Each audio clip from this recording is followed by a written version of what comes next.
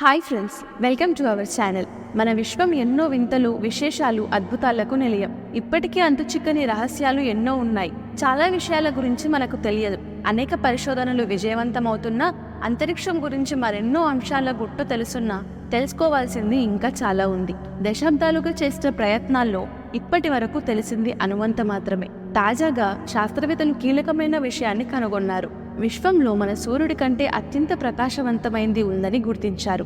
దీనికి సంబంధించిన మరెన్నో విషయాలను తెలుసుకోబోయే ముందు మా ఛానల్ని మీరు ఫస్ట్ టైం చూస్తుంటే సబ్స్క్రైబ్ చేసుకొని పక్కనే ఉన్న గంట సింబల్ని ఆన్ పెట్టుకోండి. అలాగే ఈ వీడియోకి ఒక లైక్ చేసి మీ అభిప్రాయాల్ని కామెంట్ రూపంలో మాతో పంచుకోండి. విశ్వంలో ఇప్పటి వరకు చూడని మరో అద్భుతాన్ని ఖగోళ శాస్త్రవేత్తలు కనుగొన్నారు. అత్యంత ప్రకాశవంతమైన క్వాసార్ను కనుగొన్న పరిశోధకులు దాని మధ్యలో ఒక భారీ కృష్ణబిలం ఉందని గుర్తించారు.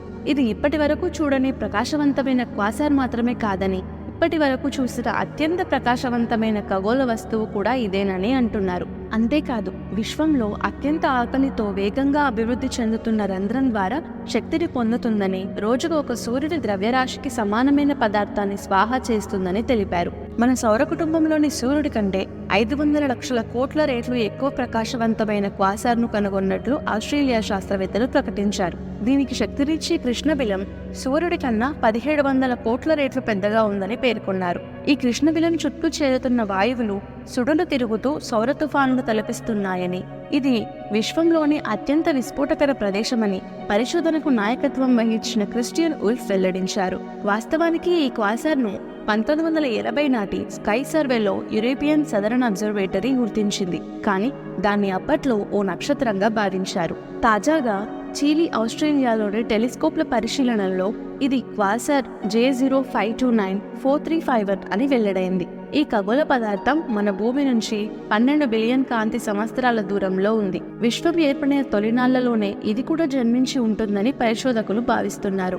విశ్వం ఏర్పడి 13.8 బిలియన్ సంవత్సరాలు అయిందని శాస్త్రవేత్తలు భావిస్తుండగా, ఆ తర్వాత దాదాపు 2 బిలియన్ ఏళ్లకు ఇది ఏర్పడినట్టు చెబుతున్నారు. క్వాసార్ నడిబొడ్డున ఉన్న సూపర్ మ్యాసివ్ బ్లాక్ హోల్ సూర్యుని ద్రవ్యరాశి కంటే 17 బిలియన్లు లేదా 19 బిలియన్ రేట్లు ఎక్కువగా ఉంటుందని అంచనా. ప్రతి సంవత్సరం అది 370 సౌర ద్రవ్యరాశికి సమానమైన వాయువు ధూళిని ఆక్రమిస్తుంది.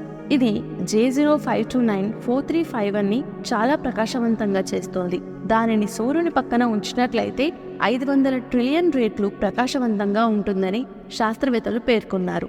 గ్యాలక్సీలలోని ప్రకాశవంతమైన క్రియాశీలక కేంద్ర భాగాలను క్వాసార్లుగా పేర్కొంటారు. ఇవి వాయువు ధూళితో చుట్టుముట్టి సూపర్ మ్యాసివ్ రంధ్రాలను కలిగి ఉంటాయి.